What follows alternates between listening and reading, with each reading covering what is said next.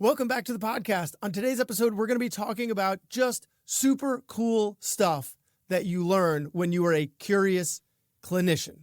So on today's episode, we have Dr. Anthony Breu, who is the Director of Resident Education at the VA Boston Healthcare System. He's the Director of the Consult Service and Assistant Professor of Medicine at Harvard. And most importantly, he is the co-host of the Curious Clinician podcast, the medical podcast that asks why. But before we get started, just going to have an introduction to the episode and a word from our sponsor. Hey, this is Brad Block, host of The Physician's Guide to Doctoring. This is a personal and professional development podcast for physicians where we have experts on the show that try to teach us everything we should have been learning while we were memorizing Krebs cycle.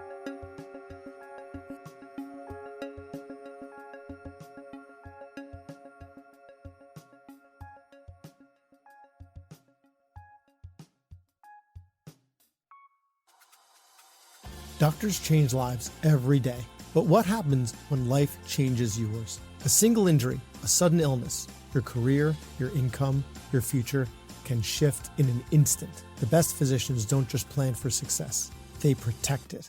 At Set for Life Insurance, they believe financial security isn't a luxury, it's a necessity. True own occupation disability insurance ensures that no matter what happens, your future stays in your hands. Because protecting your income means protecting everything you've built.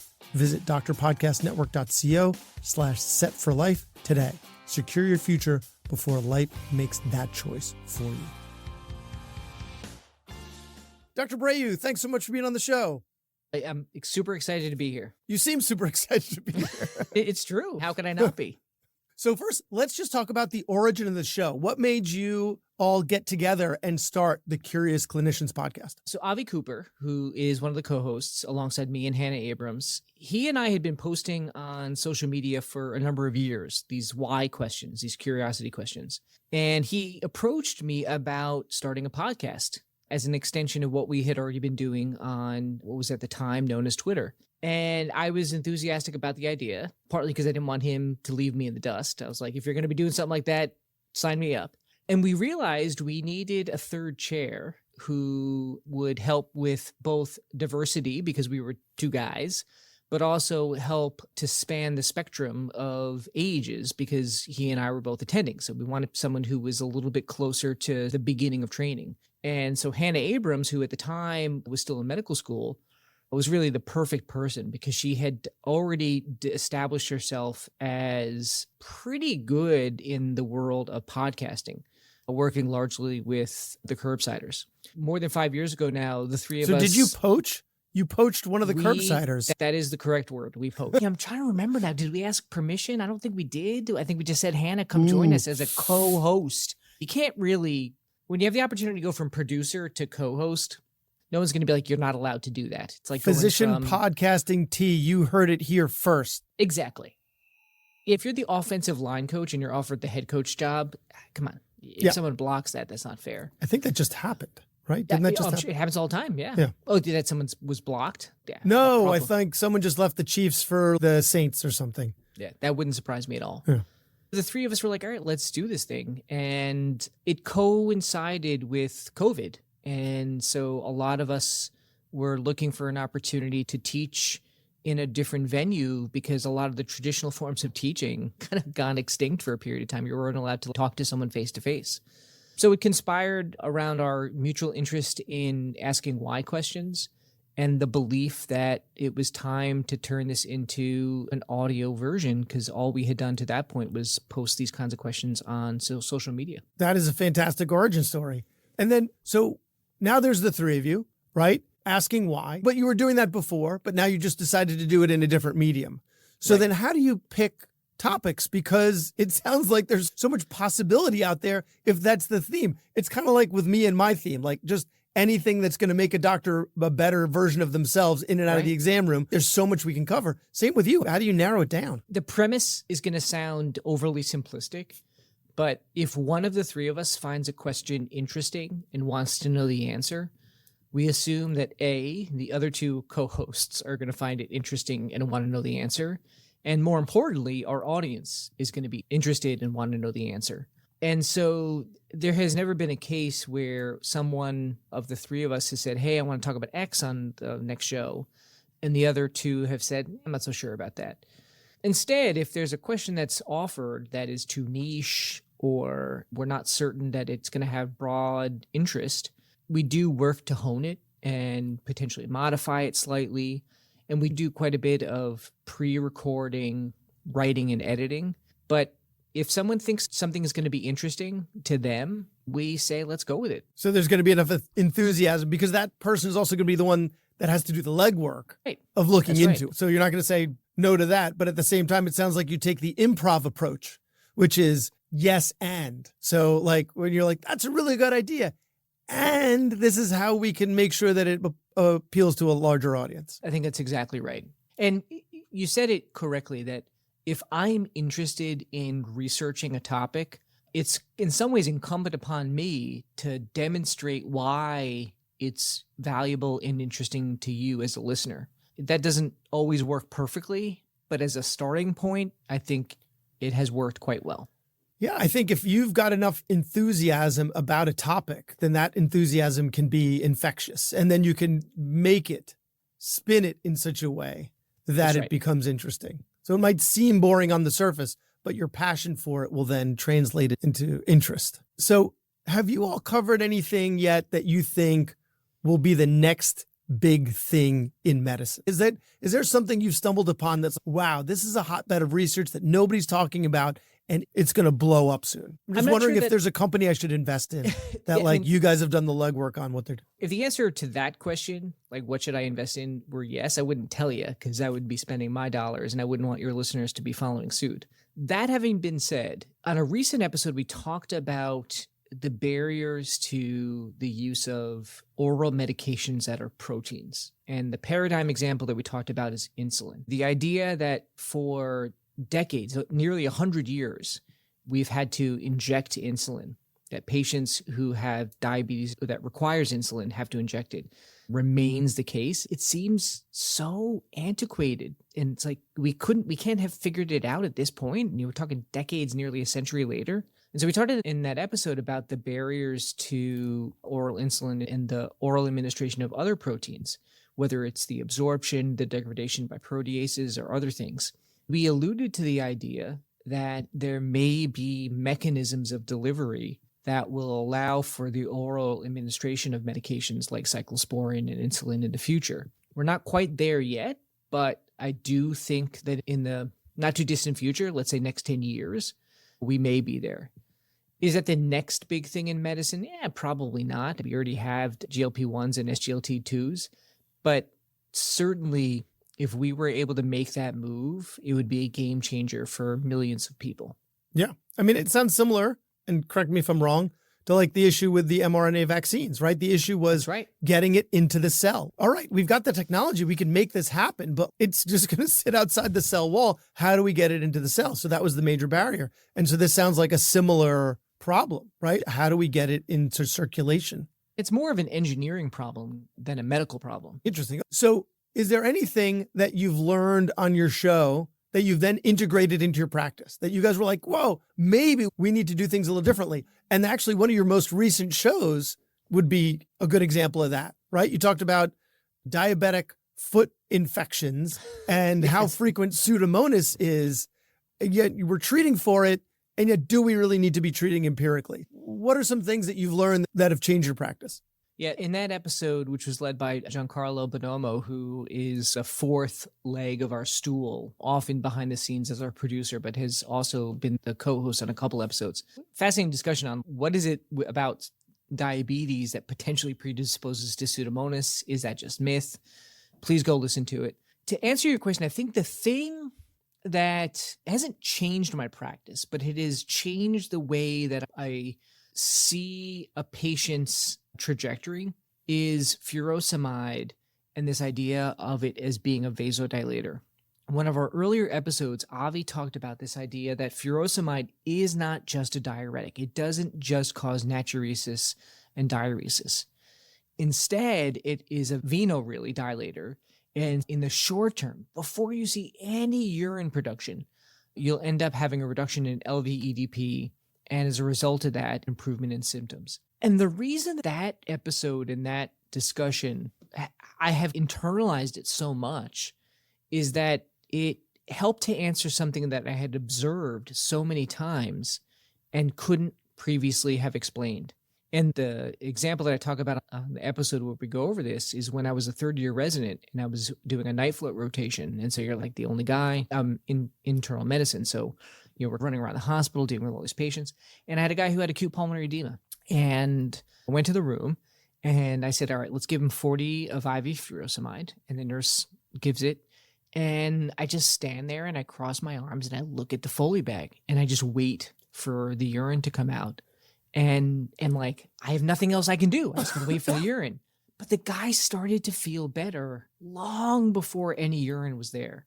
And I never understood why until we talked about it on the episode. And I found that to be such an enlightening moment. Sorry, I'm an otolaryngologist, so you're going to have to take that next leap in thinking and explain it to me. Yeah.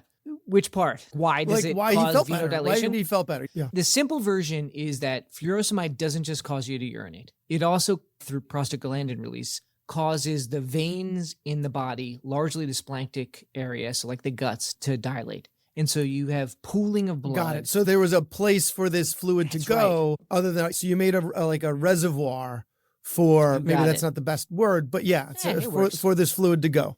Okay. But it explained my lived experience and it explained these moments when I was so perplexed and frightened that has stuck with me so profoundly. Is there anything that you've learned on the show that you think should be taught in medical school? Oh man, the entire compendium. Listen, that's my whole shtick. That's everything that we should have been learning, right? How to give a lecture, how to balance your budget. I got one for you. So I don't know. I don't know when this inculcation begins, but there is at some point when you're a doctor that you're inculcated that if you see an elevated lactate, that means that the patient has hypoperfusion. For you as a surgeon, that maybe isn't what you're taught, but as an internist, lactate's elevated, hypoperfusion, and it's done. Yeah. And on one of the episodes, this is another Avi episode, he talks about this idea that anything that is a beta-2 agonist will lead to an increase in pyruvate production that's going to overwhelm the ability for the pyruvate to turn into ATP, and so it's going to be shunted over to lactate. Did you just reference the citric acid cycle? I alluded to it, but I didn't specifically mention it. No, but I'm sorry. The tagline is everything we should have been learning while we were memorizing Krebs cycle, and this is the first time someone has mentioned it on the show in over 400 episodes. So, but you're using it, so thank you. But it's important because if you make all this pyruvate and it can't go through the Krebs cycle, what's it going to do? It's going to turn into lactate. And so Avi talked about this idea that as a pulmonologist, he has seen cases where he's given a ton of albuterol, which of course activates beta-2 receptors. And it is known that if you give too much albuterol, you're going to generate a lactic acidosis. And so what I want people to learn in med school is the idea that if you see someone whose lactate is elevated, don't immediately say, it must be hypoperfusion, let's give him some IV fluids.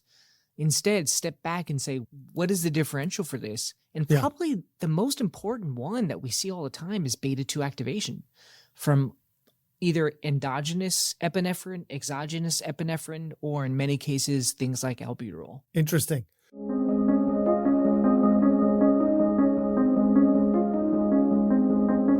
Hey there, it's Brad. As someone who's passionate about podcasting, I've always thought there should be more support for physicians who want to share their stories and expertise. That's why we're launching Doctor Podcast Network. We're bringing together a community of physician podcasters with one goal in mind: to provide the tools, connections, and resources you need to grow your show. So whether you've been podcasting for a while or maybe you're just starting, we've designed this network to support you every step of the way, and we're going to help each other rise, not compete. If this sounds like something you'd benefit from, we'd love for you to join us as we get closer to launch. So you can sign up at drpodcastnetwork.co for early access. Stay tuned for more details in the coming weeks. Really looking forward to what we can create together. Doctor Podcast Network, where doctors podcast. Doctor Podcast Network, where doctors podcast. Doctor Podcast Network, where doctors podcast.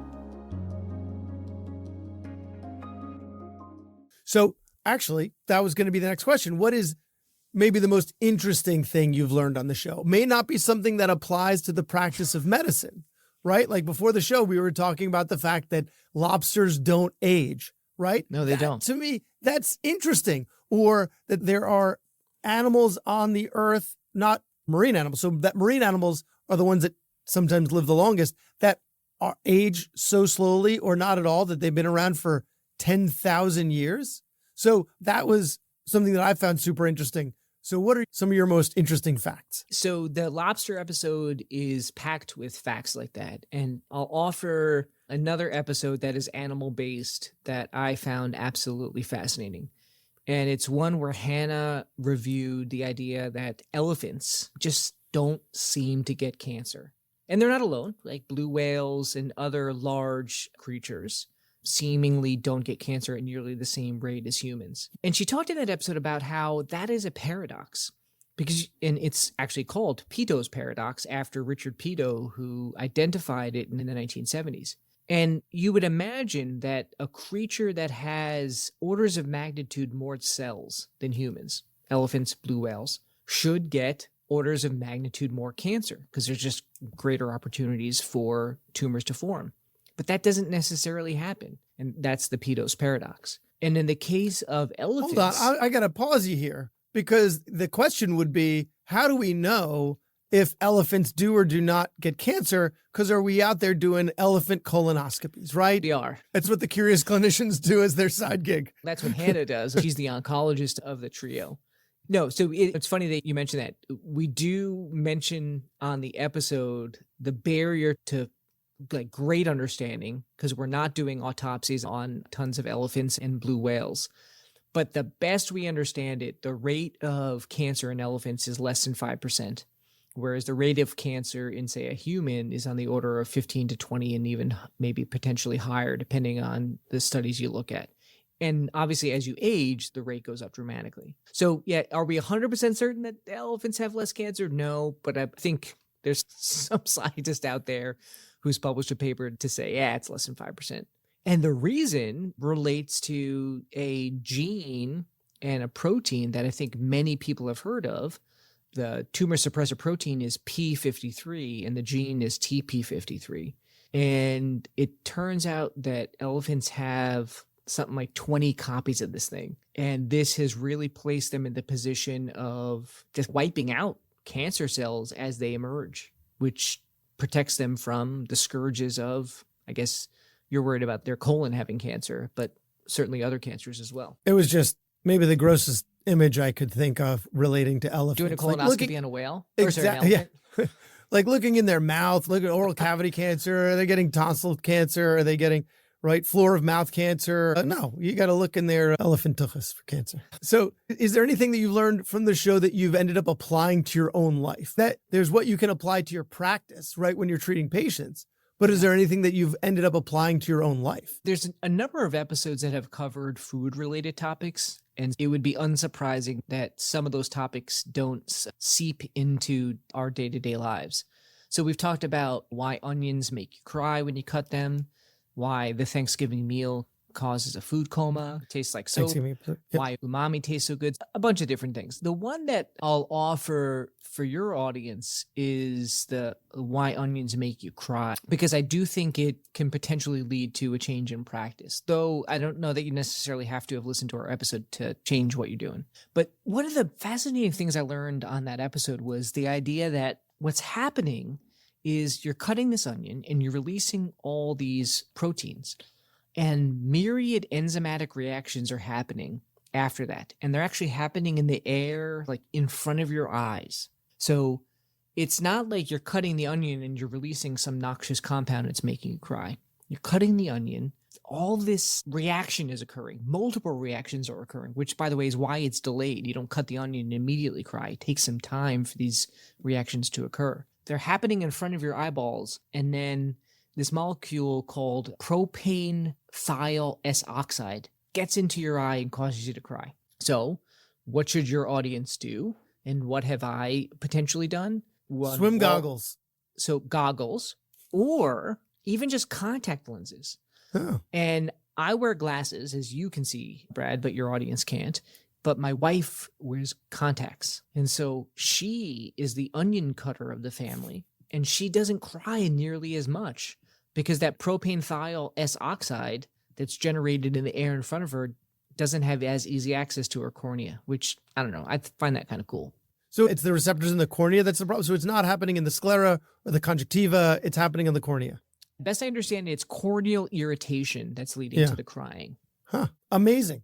That's one of the benefits of podcasting is you have questions that you want to get answers to, and you want to share that with the world. So I'm just going to pitch the Doctor Podcast Network, because if you think that you can do what I do, you're probably right.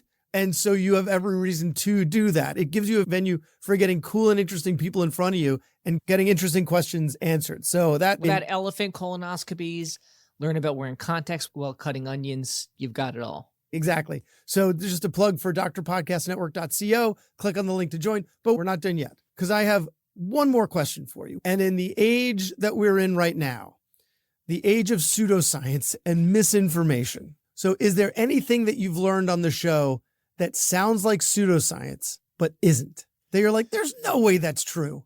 And then you found out, wait a second, it is. Yes. So I live in New England, the land of ticks. And many of your listeners have probably heard this, but I think the first time I heard it, they heard it, probably said, this can't be right. But if you get bitten by a tick, you can then become allergic to meat. Alpha-gal. Yes. I'm on Long Island. We've got alpha-gal on Long Island. Yeah. Exactly. And so we talked about it in the episode. And one of the really fascinating things about alpha-gal that we talk about in the episode, and we actually talk about in another episode about valves and the fact that you don't need immunosuppression when you get a valve from a pig, is the idea that the major barrier to xenotransplantation, so taking a pig heart and putting it into me, is alpha-gal. So alpha-gal from ticks causes a meat allergy, but also is a barrier to xenotransplantation beyond simply putting in a mitral valve or an aortic valve. If you said to the random person, be careful if you go up to Martha's Vineyard, if you get bitten by a tick, you won't be able to eat beef after that, I would say many of them would be like, that's bunk, that's crazy. Of course that can't possibly be true, but it is. Yeah. Amazing. If anyone wants to have a taste of the amazing content that they have on the Curious Clinicians podcast, Dr. Breu, thank you for making all this interesting stuff so accessible to the rest of us, producing amazing content and taking the time to be the guest on the show. So if people want to find you, they want to find the show, where can they do that? We're available on nearly all podcast hosting platforms at The Curious Clinicians. We also have a Substack, a YouTube channel. If you just type into Google The Curious Clinicians, you'll be sure to find us. Excellent. Thanks again for your time. It was great being here. Thanks for listening. I have a favor to ask. You listened to the episode until the end, which means you either fell asleep or you really liked the episode. So please share it or like it or comment on a social media post or write us a 5-star review. Something. It would really help me out. And maybe what you learned from this episode can help someone else too. The views expressed in this episode are those of the interviewer and interviewee and don't represent the views of their employer or even their significant other. Even though the magic of podcasting make it sound like I'm talking directly to you. This is not a doctor-patient relationship, and this is not medical advice or financial advice or really any advice. Thank us again for listening to The Physician's Guide to Doctoring.